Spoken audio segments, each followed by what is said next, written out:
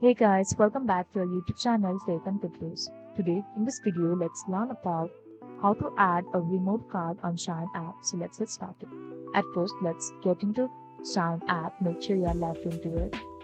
Now click on the start, or you can choose an icon as well. So let's go on for this one and click on checkout on the bottom right corner. Now we can see this option for payment method and here's credit or debit card. So simply tap on this and click on place order. Now here is where we add our card number. Enter the expiry date, your security code, and simply click on purchase. And if you want to change or remove the card, you can simply get back in the payment method and click on confirm cancel.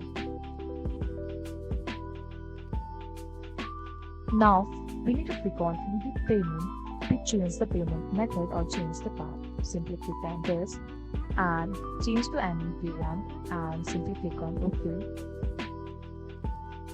and click on Pay Now. Now you can add the details of your new card here. So this is all you can do to add a remade card on Shein app. I hope you liked the video. Please do like and subscribe.